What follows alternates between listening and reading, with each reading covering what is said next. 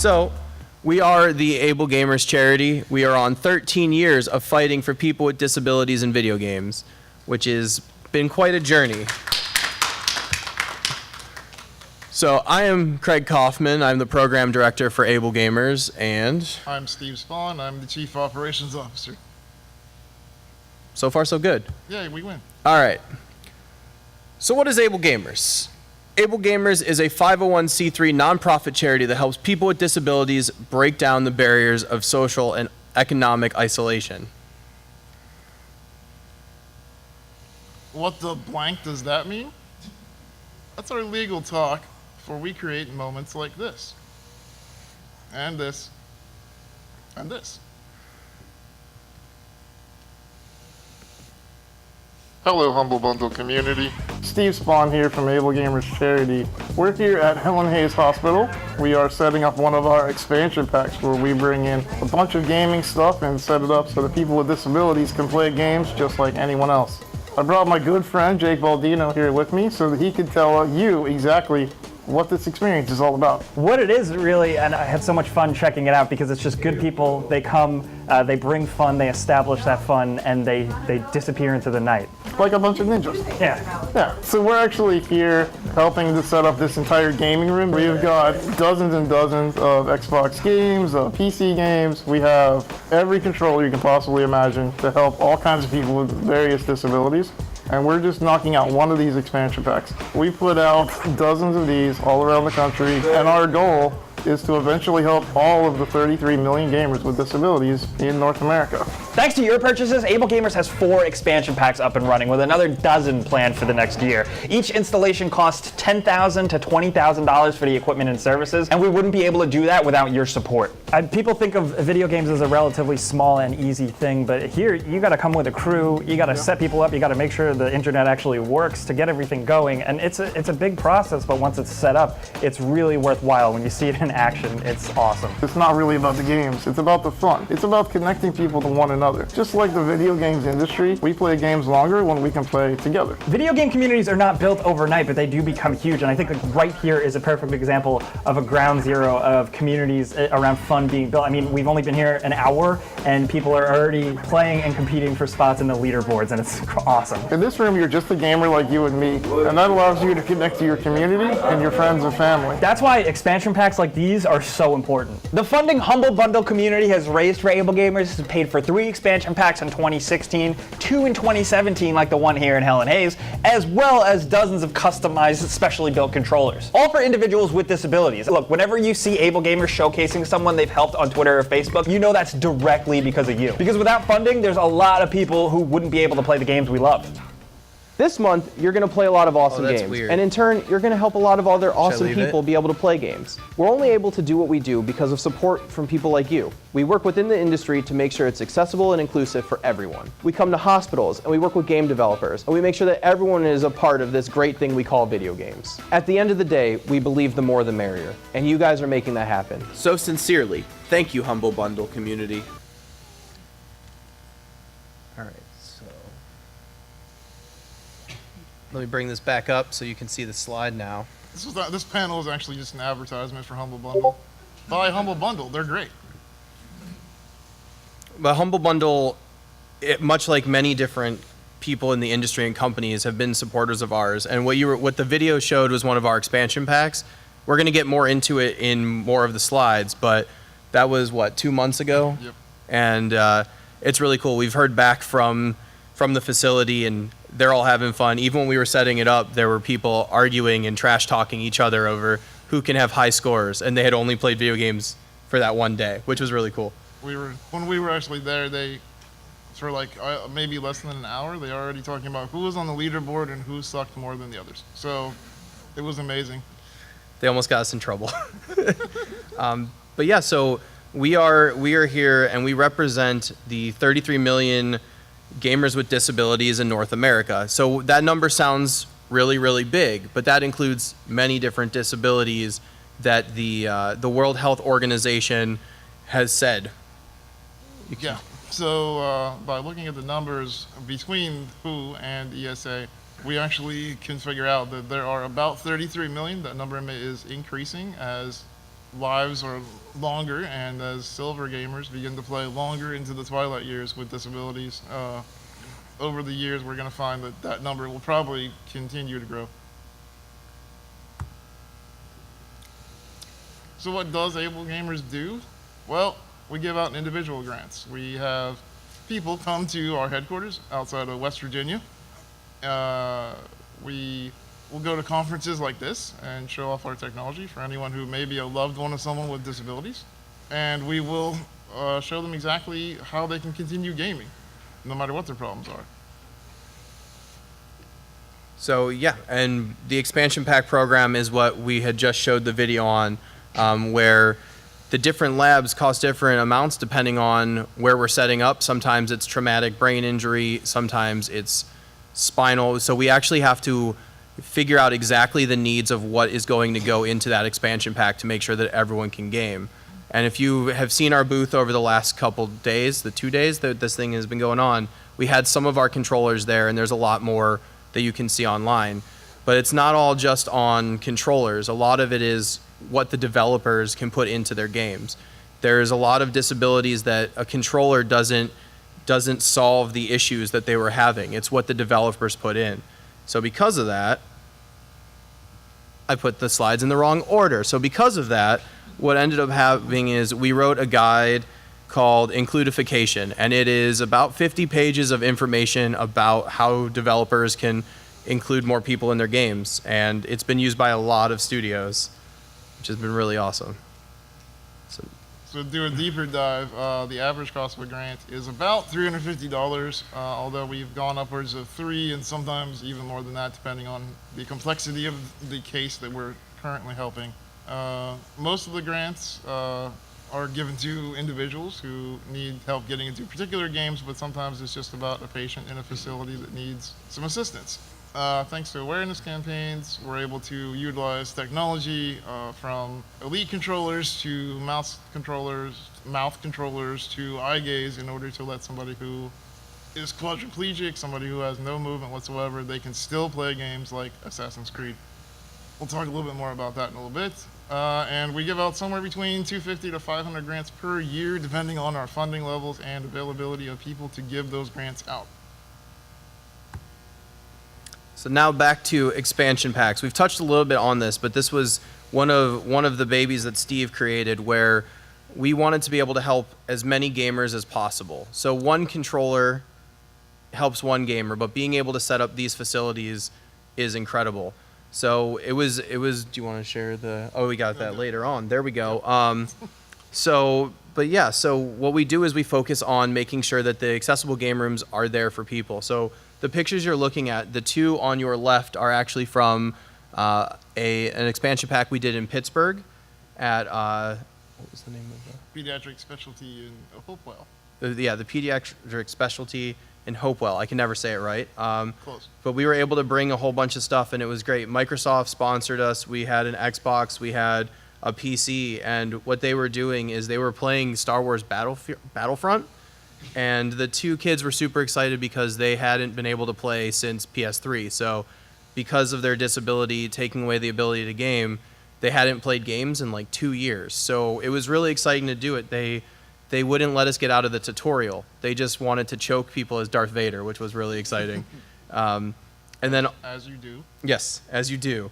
And then on the right is actually from the Franklin County Developmental Disability. So we actually worked within Columbus to help a facility. There was a patient who was there who played only the original Mario on NES, and it would break because they're old technology, and we were able to figure out the best solution to get a digital version for him and set it up, and we were able to give that facility a Nintendo Switch and a bunch of games on a rolling cart, so now everyone can use it there, which has been really awesome.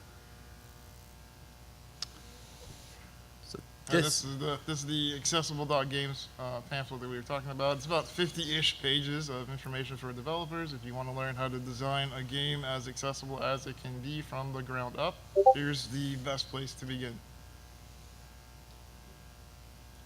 And what's cool is this guide has actually been used by many different studios. So we've actually had experiences where studios have come up to us and be like, oh, we use your guide when we were programming our game, which is really exciting for us. Like, it's really cool. It's available online for free, and it's being used as the standard, which is really exciting. We had a bunch more slides about developers as well, but a lot of it is information that's easier to read when you're comparing it to your own game. But I did want to share a slide on colorblind options. So this is this is a simulated version of what the game would look like of Candy Crush if you had red-green colorblind. And as you can see, the colors look very similar. So that's why there's actually different shapes in the design, because you can tell what a lemon is and what whatever the purple thing is. It's a pear? Yeah, you can, but a lot of the colors were the same. So by changing the shapes, now the game is playable. So we did want to share some of our stories, and this is one that got me into some fun trouble. So this actually, there was a child at one of the abilities expos that we would go to who was having problems stabbing people in Call of Duty. So if you don't know how you do that, you click the joystick in, which is very difficult for some people if they don't have the strength to pull it. So I sat down with this child and we went over everything that he plays, and we figured out that he could button map the clicking of the joystick to square, which meant that on the system level, PlayStation and Xbox have both added the ability to change around the buttons, which is huge. So I was able to show him how he could stab people, and he was really excited because I guess him and his friends were trying to stab as many people as possible. The one issue was that the next morning, so I understood what he was saying, but he comes running up to our booth screaming that he can stab people now, and I had to like hush him down because I'm like, you shouldn't yell that in public. So what ended up happening was I was telling this story to a reporter from Engadget, not realizing that this would be the opening of the article. So I woke up the next morning with notifications where people were asking me to teach them to stab people, which was an interesting time, but it shows like that is one of the fun things in games, is that you can do things with your friends, and one button was stopping him from having that fun, and we were able to figure it out, and now he's able to stab people. But it was a very, very awkward day when I saw that news hit. Fun fact, you can actually go to Google and look up Engadget Craig stab people if you'd like to read the whole article. Yeah, that's how I find it. I have to type AbleGamers stab Craig, and it pops up, which is a very weird thing. Okay, so this is my little buddy Zane. He's actually the entire reason that the expansion pack program that we mentioned earlier exists. He has a condition called spinal muscular atrophy, which means that slowly over time he is losing the ability to use all of his muscles. Eventually he will no longer be able to speak, to eat, to move any of his limbs. He will only be able to watch TV. Well, he really wanted to be able to, again, this running theme here, stab people in the face. I swear that's not what we're all about. So his wish was to be able to run around and play in Assassin's Creed. He wanted to be able to not only play the solo game, but he also wanted to be able to play a fast race car game. So we got him a couple of devices. One was a quad stick, which is a controller you use with your mouth. You can control the entire game just like an Xbox controller by moving your lips and your tongue. We also got him eye gaze so that he could literally stare at the screen, and that would allow him to run around and point in the right direction when he was stabbing things. But the real heart-touching part of this story is that the part he didn't talk much about, but I discovered through helping Zane, was that he had a brother in the same facility that he was in.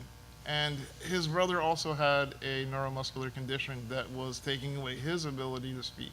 So neither of these two brothers were able to communicate with each other verbally. They couldn't talk, and they couldn't interact by any other means. After we were able to give Zane and his brother access to Forza, the racing game, they suddenly had a way that they could interact with each other. Because if you can imagine being in a room with your loved one, but you're not able to interact with them in any way, not touch them, not really look at them, not speak to them, but you're still in the same room, imagine what kind of a holy terror that would be. And we just had to alleviate this for as many people as we could. So that's why expansion packs are now a thing. We now bring these controllers to entire facilities so that we're not just helping one person, but we're making sure to help families and loved ones play together.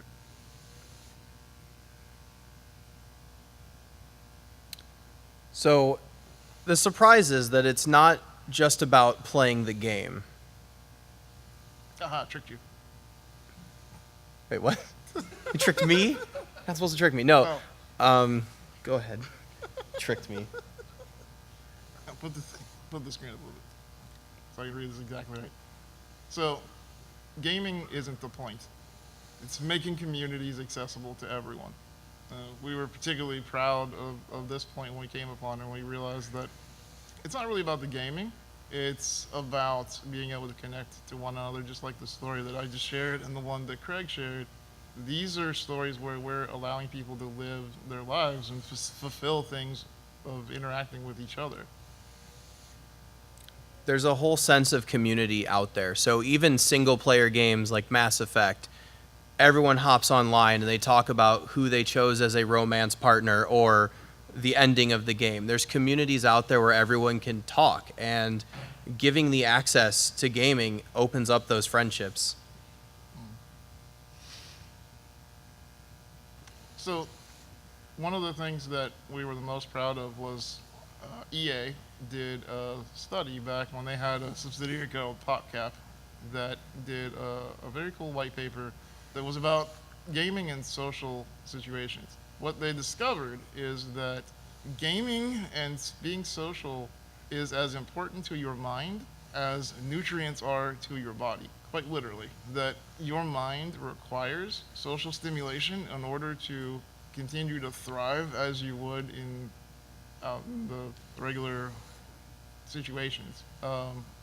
It seems like a grandiose statement to make, but what they found through this very interesting white paper was that people who were isolated and could not socialize had trouble adapting to changing scenarios because they had no frame of reference on how to adapt, and they had no support system to lean on. Because of that, these programs where we're allowing people with disabilities to connect with each other become all the more important. Because if you are disabled, sometimes you're trapped in facilities where you can't get out into the real world. You're stuck in a medical facility all the time. Or you may be trapped in a body that is unwilling with a mind that is able, and you're stuck in bed. So what do you do in that situation? Well, gaming provides you a way that you can reach out and you can make friends and you can have a very fulfilling life.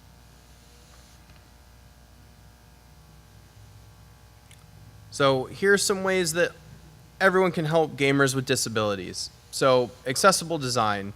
The more people playing the games, the better the industry is for everyone. So if you're a developer and you include the options, the accessible options, now more people can play your game, which means you have a larger base to sell to, which is good for developers. And it's also good just to make sure that everyone can enjoy the stories that you're creating. There's a lot of awesome worlds out there, and everyone should be able to participate. You could help AbleGamers. So obviously, as a nonprofit, donations and fundraising are super important. If you are interested in making a donation, obviously we are more than grateful and excited. And we can talk about fundraising. There's a lot of different ways to fundraise and support the mission, and it helps us buy controllers and make more gamers. And if those are things, if you can't donate and you can't fundraise, you can just retweet and like our stuff and tell people that there is a mission out there that needs more support. There's a lot of awesome people with disabilities out there, and you can support them in many ways. So even if you watch twitch.tv, there's a lot of cool content creators that you can follow and talk with and be a part of their communities, as well as YouTube, as well as Twitter. So I would go out there and just check some people out. There's a lot of cool stories to be told. Try to find people who are different than yourself and try to get a glimpse into their world so that you can better understand some of the things that they have to go through, and that maybe they're not so different from you after all. Steve also made me use this hamster image. It's so good. He makes me use it at least every 3 months.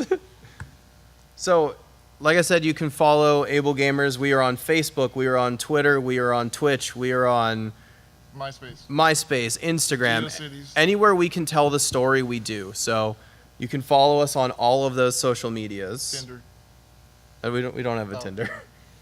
But yeah, we are here to answer questions, and we are able to help in any way. So if anyone has any questions, ask them, and we shall try our best.